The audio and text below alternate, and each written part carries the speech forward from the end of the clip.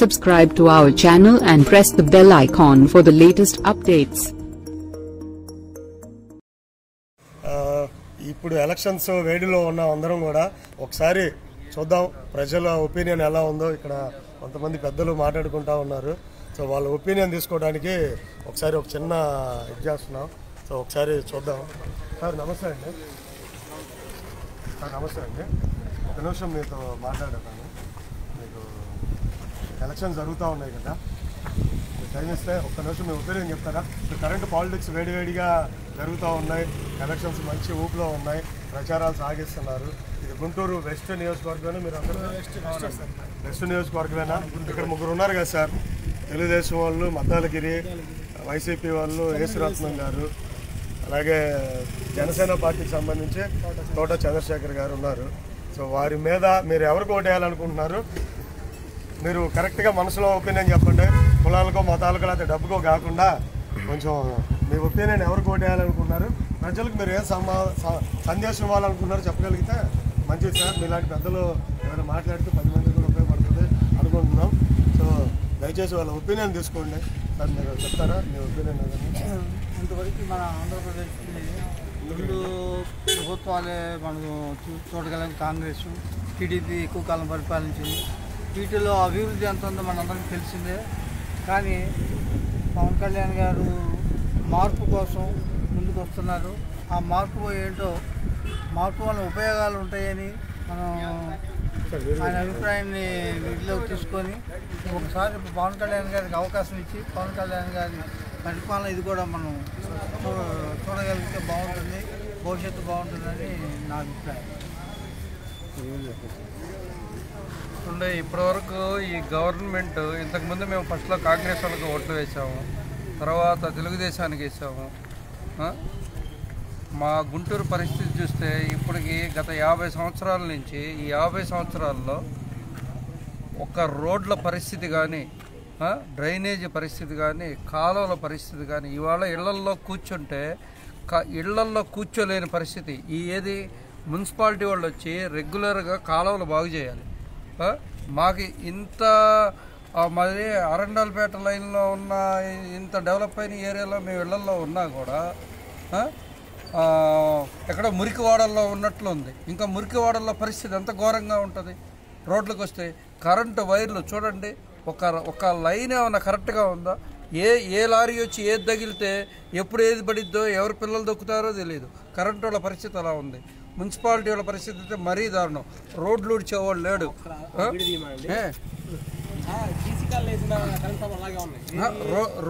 రోడ్లు ఊడ్చిన పాపాన పోదు. ఎన్నోసార్లు మున్సిపల్ ఆఫీస్కి ఫోన్లు చేసి, కార్పొరేషన్ ఆఫీస్కి ఏమంటే మీరు రమ్మని చెప్పటం, వాళ్ళేదో రావటం, కాసేపు ఒకరోజు చెప్తాం. ఇట్లా ప్రతిసారి ఎన్నిసార్లు అని చెప్పి రోజు ఇంట్లో పని మనిషిలాగా మేము రోడ్ల మీద కానీ కాలువలు రోడ్లు ఊడిపించుకుంటాం. మా ఇళ్లలో అయితే ఊడిపించుకుంటాం. కానీ అక్కడ రోడ్ల మీద చూడండి, అసలు స్లమ్ ఏరియాలో ఎంత దారుణంగా ఉందంటే, మున్సిపల్ వాటర్ అంతే. వాటర్ అయితే అసలు ఇంత డెవలప్ అయిన ఏరియాలో గుంటూరులో అరండాలపేట, బ్రాడీపేట అంటే 2 టౌన్లో నెంబర్ 1 మంచి అభివృద్ధి చెందింది. అది కమర్షియల్గా కానీ, రెసిడెన్షియల్గా కానీ, చదువుకున్న వాళ్ళు, విద్యావంతులు, వ్యాపారస్తులు, పొలిటీషియన్స్ అన్నీ ఉండే ఏరియా. అయితే ఈ ఏరియాలో ఒక రోడ్డు సరిగ్గా ఉందా? ఎన్ని సంవత్సరాలు అవుతుందండి? 25 సంవత్సరాల క్రితం వేశారండి రోడ్డు. ఇక్కడే ఇంత దారుణంగా ఉంటే అసలు స్లమ్స్లో ఇంకా పరిస్థితి ఏంది? ఆ నల్ల చెరువు చూడండి.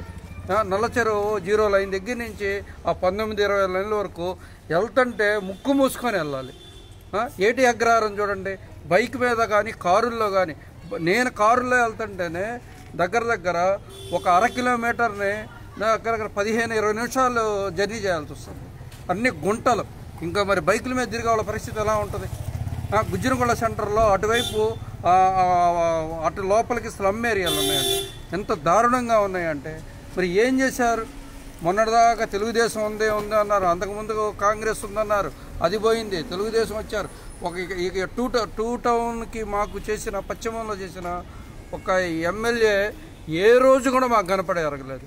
ఆ ఓట్లు అప్పుడు కనపడతాము, అందరికీ డబ్బులు పంచి అప్పుడప్పుడు దండుకున్నారే తప్ప ఏ రోజు కూడా. అసలు మీరు గుంటూరులో ఎన్ని ఏరియాల్లో ఉన్నాయో ఒక్కొక్క వార్డుకి వెళ్ళి మీకు ఎమ్మెల్యే వచ్చి పరిశీలించాడా? అతను చేసింది ఒకటన్నా ఉన్నదా? ఒక్కటన్నా చూడండి. ఎంత రోడ్డు అండి. ఇప్పుడు డెవలప్మెంట్ చేసేవాడికి ఒక ఐఏఎస్ ఆఫీసర్ లాంటి వాడు ఎవరన్నా మన కమిషనర్గా గుంటూరుకు వచ్చాడు అనుకోండి, ఆయన ఏదో 4 రోడ్లు వేసో చేస్తే ఎన్నో సంవత్సరాలు మనం ఫలానా ప్రవీణ్ ప్రకాష్ ఉన్నప్పుడు మా ఊరు డెవలప్ అయింది, ఫలానా ఇంకో కలెక్టర్ ఉన్నప్పుడు డెవలప్ అయింది, అలా చెప్పుకుంటూ ఉంటాం. వీళ్ళు 5 ఏళ్ళు ఉంటున్నారు, వీళ్ళ జేబులో సొమ్మేం పెడతలేదు కదా. ఎందుకు చేయకూడదు? ఇప్పుడు అరండాలపేట కానీ బ్రాడీపేట 4 లక్షలు ట్రాఫిక్ వ్యవస్థ ఏమన్నా బాగుందా? గుంటూరులో ఎంత దారుణంగా ఉందో తెలుసా? చివరికి ఎవరికనే అంటే ఇప్పుడు డెవలప్మెంట్ ఎవరు చేయగలరు? డబ్బులు ఊరకనే పార్టీ పదవుల్లోకి వచ్చి డబ్బులు దడ్డుకుందామనో, ఓట్లకి ఇన్ని కోట్లు పెట్టి కొనుక్కొని తర్వాత కొన్ని 100 కోట్లు దాచుకుందాం అనే వాళ్ళ పరిస్థితికి అలాంటి వాళ్ళకి ఇస్తే ఉపయోగం ఏముంది? ఇప్పుడు ఏం చేయలేదండి. ఊరికి చంద్రబాబు అయ్యా కొడుకులు ఇద్దరు సంపాదించుకోవడమే బిగించేశారు. ఇప్పుడు జగన్ చూస్తే ఆయన రోజు ప్రతి శుక్రవారం వెళ్ళి ఆయన కోట్లకి చుట్టూతా తిరగటమే అవుతుంది. ప్రతి వాడిని ఎవడన్నా ఎదురు తిరిగితే వాడిని వాళ్ళ జిల్లా నుంచి కడప రౌడీల్ని దించి వాళ్ళు ఎలా హెరాస్మెంట్ చేయాలో అలా హెరాస్మెంట్ చేస్తున్నారు, భయభ్రాంతులు చేస్తున్నారు. ప్రచారం ఎందుకు మొన్న మధ్య మా గుంటూరులోనే ప్రచారంలో జరుగుతుంటే ఇంతవరకు ఎప్పుడు లేదు. ఇప్పుడు ఏ పార్టీ వాళ్ళు ప్రచారం చేసుకుంటారండి. పార్టీలు ప్రచారం చేస్తుంటే ఆడవాళ్ళ మీద రాళ్ళు కొట్టి రాత్రుల పూట వాళ్ళని ప్రచారం చేసుకునే హక్కు కూడా లేకుండా వాళ్ళు చేశారు. మీరు చివరికి ఏ పార్టీ కొట్టేద్దాం అనుకుంటున్నారు? ఇక్కడ మాకు ఎవరికి వెయ్యాలంటే ఎవరైనా కూడా అందరూ వ్యాపారస్తులు అంటే ప్రతి వాళ్ళు ఇప్పుడు ఇందులో దిగిన వాళ్ళు వ్యాపారస్తులు ఉన్నారు, ఇండస్ట్రియలిస్టులు ఉన్నారు, తర్వాత ఉద్యోగస్తులు ఉన్నారు. ఇప్పుడు ఆయన పరిస్థితి చూసాం. ఎవరిది? తెలుగుదేశం ఆయన ఉన్నాడు, అంతకుముందు 1 టౌన్లో ఓడిపోయి వచ్చాడు. ఇక్కడేదో సాధించాలని ఇక్కడ కూడా కుల రాజకీయాలు కట్టి ఏదో డబ్బులు ఇది ఓట్లు సంపాదించుకోవాలని చెప్పేసి రకరకాల ప్రయత్నాలు చేస్తూ ఉన్నారు. ఈ కులాల మీద ఎన్నాళ్ళు వీళ్ళు చేసి సంపాదిస్తారు?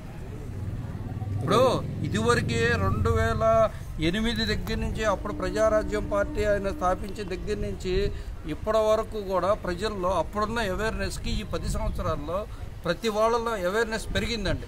పిల్లల్లో కూడా అవేర్నెస్ పెరిగింది. ప్రతి వాళ్ళకు కూడా పాలిటిక్స్ మీద ఒక అవగాహన అనేది ఏర్పడింది. అందుకని ఇప్పుడు ఏదో 500 ఇస్తే ఓటేద్దాం, 2000 ఇస్తే ఓటేద్దాం అనే లెక్క కాదు. మాకు ఎవరైతే మా ఏరియాని మా అసెంబ్లీని డెవలప్ చేస్తారో అభివృద్ధి పరుస్తారో వాళ్ళకి మేము ఓటేయాలని మేము డిసైడ్ అయ్యాం. తోటా గారు అయితే న్యాయం జరిగింది అనుకుంటున్నాం సార్.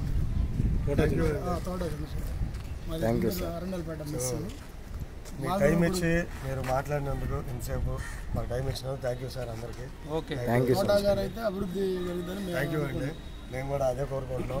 ఒక మంచి ఐఏఎస్ ఆఫీసర్ వాళ్ళు అలాంటి వాళ్ళు మీరు అందరూ సపోర్ట్ చేయండి. కొంచెం తోటా గారు లాంటి వాళ్ళకి సపోర్ట్ చేస్తే గెలిస్తే మీ అందరికి కూడా మంచి చేస్తారని మేము కూడా కోరుకుంటున్నాం. సో మేము కూడా జనసేన అభివృద్ధి అంటే ఏదో చూపించారు కాబట్టి జనసేన పార్టీ తెలియదు, దయచేసి తోటా గారికి సపోర్ట్ చేయండి. ఆయన గతంలో కొన్ని చేస్తున్నారని విన్నాం కాబట్టి ఇతర నగరాల్లో ప్రైమ్ మినిస్టర్ అవార్డులు అయ్యి వస్తున్నాయని తెలుసుకున్నాను. మంచి వ్యక్తికి మీరు కూడా సపోర్ట్ చేయాలి కాబట్టి దయచేసి చేయండి. గెలిస్తే మీరు అనుకున్న అన్నీ కూడా మంచి ట్రాన్స్ఫర్ అయితే 3 రోజులు నాగపూర్ లాంటి నగరాన్ని బంద్ చేశారంటే తోటా గారు ఎలాంటి వ్యక్తితో అర్థమవుతుంది సార్. అందుకని మేము ఆయన సిద్ధాంతాలు మార్పు కోరుకొని ఆయన పక్షోక వేసుకున్నారు. మీరు తెలుగుదేశం పార్టీ అండి. అంతకుముందు అందరూ కాంగ్రెస్ కేసామో తెలుగుదేశాలకు వేసిన వాళ్ళమేనండి. తెలుగుదేశం ఉన్నారు ఆయన చూస్తుంటే ఇలా తెలుగుదేశమేనండి. మరి రోజు రోజుకి పార్టీలు కొత్త పార్టీలు వస్తున్నాయి, కొత్త మార్పులు రావాలనుకున్నారు. పాత సమస్యలు వెళ్ళిపోయి ఎవరు చేయగలిగితే వాళ్ళకి సపోర్ట్ చేయాలని ఉద్దేశంతో దయచేసి తెలుగుదేశానికి ఓటేయండి. ఎవరు బాగు చేస్తారు, ఎవరు మంచి చేస్తారో దానికి మాత్రం ఓటేయాలని మనస్ఫూర్తి కోరుకుని మీ టైం ఇచ్చినందుకు